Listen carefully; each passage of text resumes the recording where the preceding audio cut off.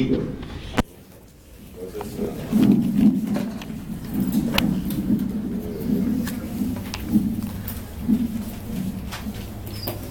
¿no? Ya, vamos a tratar sobre la patología tumoral del hígado. En el hígado, bueno, como en todo lo que significa la parte de los adelantos que tenemos nosotros, la parte científica y tecnológica, en el hígado, para manejar todo lo que es la patología del hígado, de lo que corresponde fundamentalmente a los tumores hepáticos, neoplasias, sean malignas o sean benignas, ¿no? Y también a los factores que estarían llevando a que se produzcan este tipo de enfermedades, ¿no? Tenemos que considerar desde ese punto de vista que hemos avanzado mucho en cuanto a conocimiento, a interpretación de lo que son lo que tiene que relacionarse con este tipo de patología, ¿no? Este tipo de lesiones tumorales del hígado, sobre todo las tumoraciones malignas, son frecuentes, ¿no? Hablando de los tumores primarios, porque hay que ver que hay tumores primarios de los órganos. Los tumores primarios se refieren a aquellos que crecen en el propio órgano, ¿no? Y los secundarios, ¿no? Son aquellos que vienen de otro lado.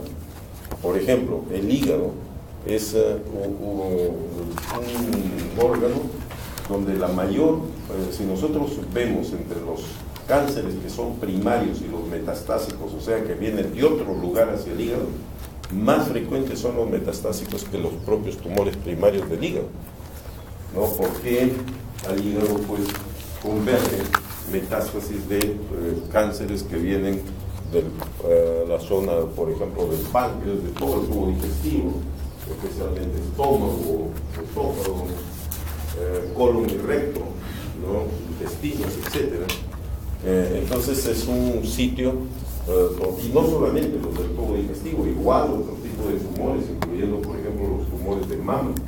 Los tumores cánceres de mama dan con mucha frecuencia metástasis al hígado, ¿no? Entonces en el hígado vamos a tener pues cantidad de tumores, ¿no? en ese aspecto, pero los tumores primarios son aquellos que se van a localizar exclusivamente, que están partiendo de alguno de los tejidos o de las células hepáticas, ¿no? Entonces entre ellos debemos también podemos ver que hay tumores de tipo benigno y de tipo maligno. Pero como ven ustedes acá, por ejemplo, este es un hígado con una patología, ¿no? Que es una patología típica de lo que es una cirrosis hepática, ¿no? La cirrosis hepática, que puede tener también etiológicamente varias causas, ¿no? Es casi todas las cirrosis, algunas más que otras, porque hay que considerar, por ejemplo, que la cirrosis postnecrótica, que generalmente es producida por la hepatitis del virus B, con mayor frecuencia, ¿no? Con mayor frecuencia va a dar cáncer de hígado. O sea, por eso es que hay una secuencia prácticamente que se considera ahora, ¿no?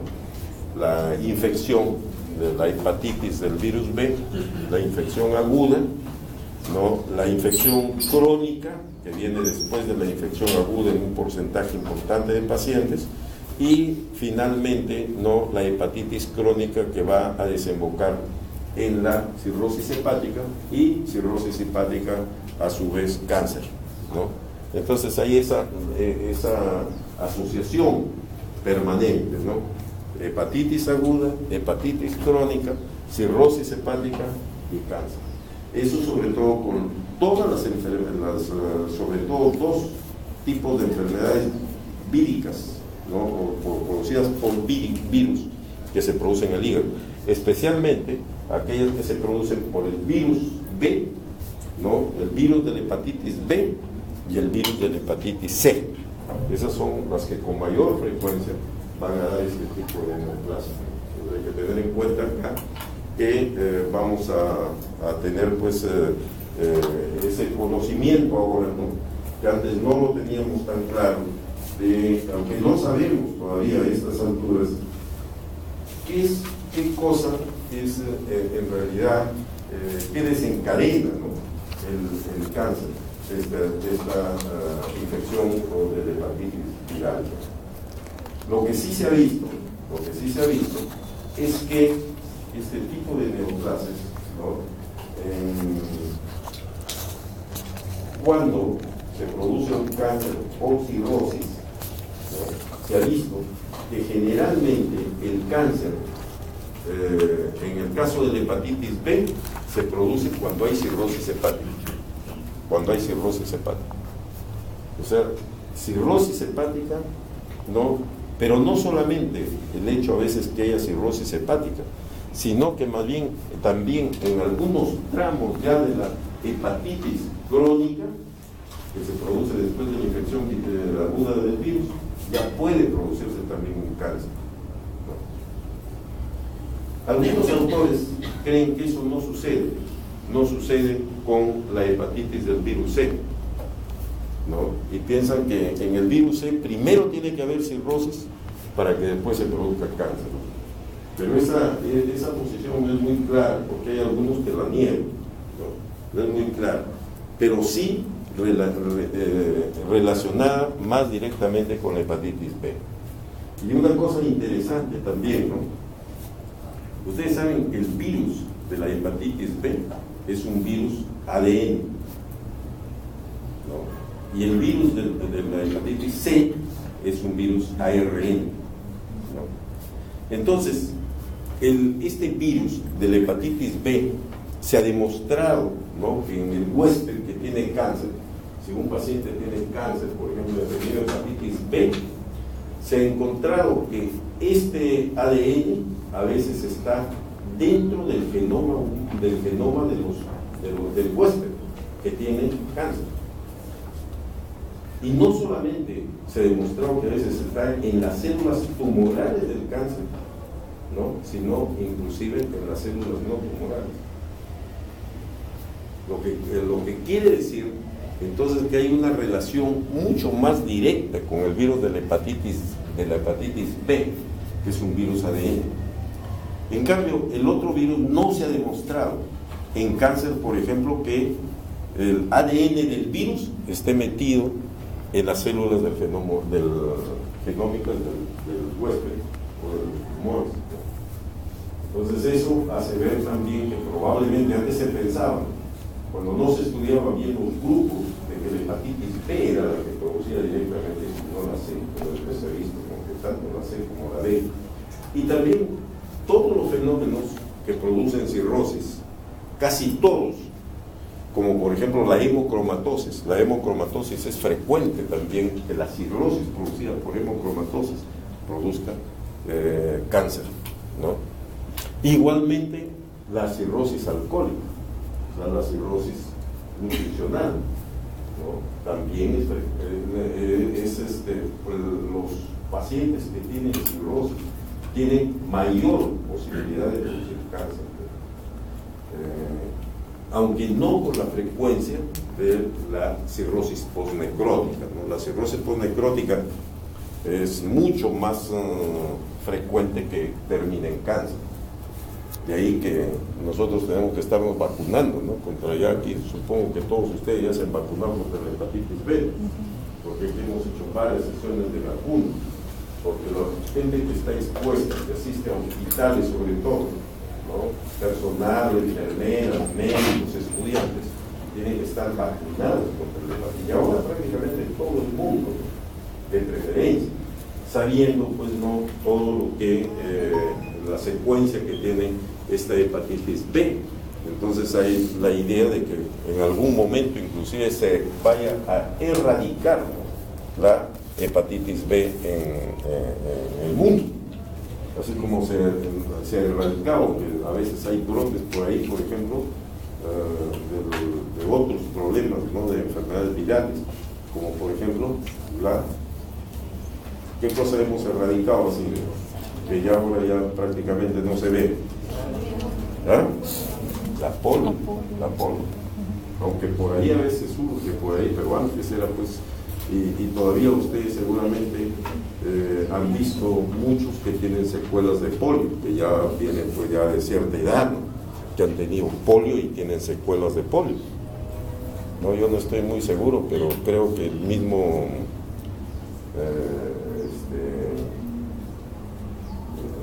alcalde de Lima, por ejemplo, tiene una secuela de polio. Ya hay varios. Había un presidente norteamericano que llegó a ser presidente y tenía una secuela de polio, ¿no? Entonces, antes era pues muy frecuente ver a la gente con secuelas de polio, ¿no? De poliomielitis. Ahora ya eso se ve ya casi rarísimo, ¿no? Que se produzca pues una... ¿Por qué? Porque ya las vacunas se han generalizado, ¿no? Y así se trata también con lo que podemos tener estos anticuerpos, ¿no? Y poderlos utilizar, ¿no?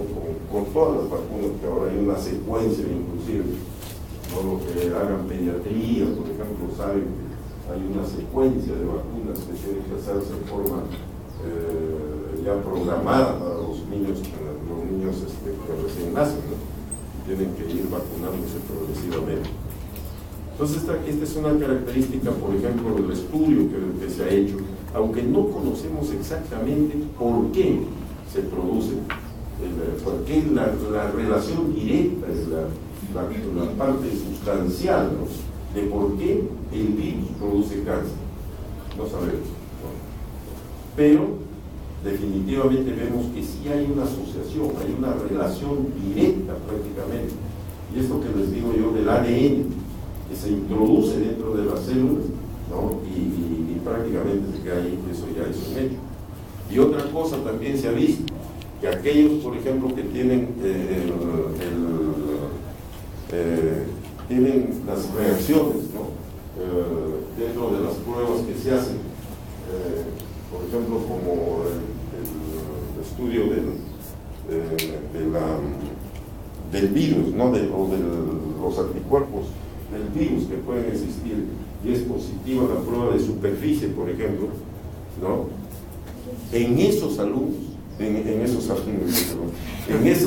pacientes, ¿no? La presentación de cáncer es más frecuente, El 60 al 90% prácticamente de los pacientes con cáncer, el cáncer se va a desarrollar en un hígado cirrótico. 60, 90%. ¿De qué depende? Muchas veces, por ejemplo, ¿dónde es mayor la incidencia? Donde tenemos mayor incidencia de cáncer, hay mayor incidencia también de factores, como las hepatitis, ¿no es cierto?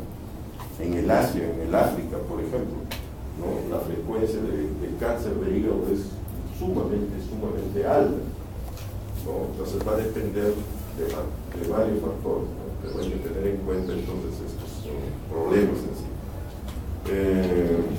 Bueno,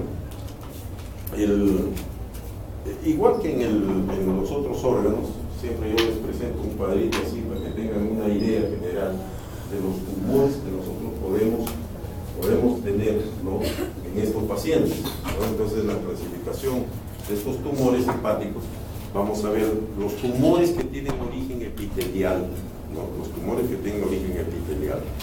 Entonces, acá nosotros tenemos células epiteliales. En primer lugar, las células epiteliales propias, ¿no?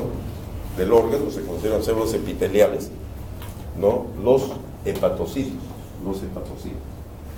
O sea, todos los tumores benignos y malignos que se originen en los hepatocitos, ¿no? Van a ser tumores epiteliales. O también, ¿qué tenemos? ¿Qué otras células epiteliales tenemos en el hígado?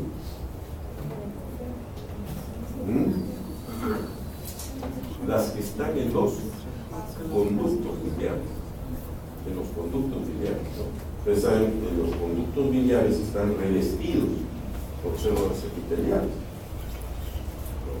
Entonces, si se produce una neoplasia en una célula que tenga su origen en células epiteliales de conductos biliares que están dentro del hígado, ese es un tumor primario. Estén dentro del hígado. Si están fuera del hígado, ya no es cáncer de hígado. Puede ser que tenga, por ejemplo, que haya un tumor de Klatskin. Ustedes saben lo que es el tumor de Klatskin, ¿no? el tumor que está en la convergencia de los conductos hepáticos derecho e izquierdo. Ese ya no es un cáncer de hígado. Pero si ese cáncer produce, puede tener metástasis, produce metástasis a nivel del hígado, ya no es un tumor primario, es un tumor metastásico. Pero ya no es tumor primario del hígado. Pero, ¿cómo tienen el mismo nombre? En cáncer tienen el mismo nombre, ¿no? Se llaman colangiocarcinoma.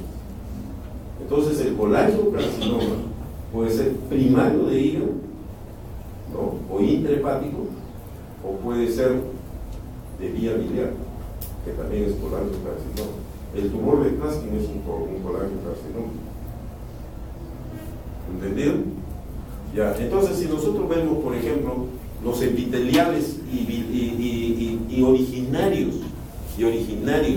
de estas células epiteliales, tumores benignos, la hiperplasia, esto se llama hiperplasia hepatocelular, ¿no? O también hiperplasia nodular focal, ¿no?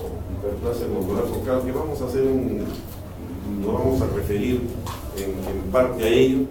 El amartoma mixto, el amartoma, el adenoma hepatocelular, los quistes hepáticos simples o hígado poliquístico, ya, los quistes, estamos hablando de los quistes, no de los quistes parasitarios, ¿no? Ustedes van a tener una clase de los quistes parasitarios, ¿no? Pero de todas las tumoraciones quísticas que nosotros tenemos en el hígado, más o menos un 5 a 10% pertenecen a este tipo de tumores que tienen la apariencia de quistes, ¿no? Que pueden ser tumores quísticos. Y estos tumores, inclusive, que se encuentran a este nivel que pueden tener su crecimiento a nivel, a partir del epitelio de los conductos biliares, los tumores quísticos se van a llamar cistoadenomas quísticos, ¿no? Pero también hay una forma, sobre todo en la mujer, se presenta con cierta frecuencia una forma de tumor que es de esta misma estirpe de estas células epiteliales, pero que no es quística, sino que es sólida, ¿no? Y a esto es el adenoma del conducto biliar. Pero estos adenomas del conducto biliar tienen una característica a veces en la mujer, que son bastante sólidos, forman prácticamente como un estroma, algunos dicen de tipo estromal, que hace recordar histológicamente a los tumores que nosotros encontramos en el ovario, por ejemplo, ¿no? Los tumores ováricos de la mujer. Entonces se piensa que aquí hay, como en todo sitio hay células pluripotenciales, probablemente puedan haber restos y que de ahí haya bien origen a este tipo de tumores en la mujer, ¿no? O que quizás sean células que producen algunos cambios y que dan esa apariencia, ¿no? Esa apariencia de este tipo de tumores. Aunque no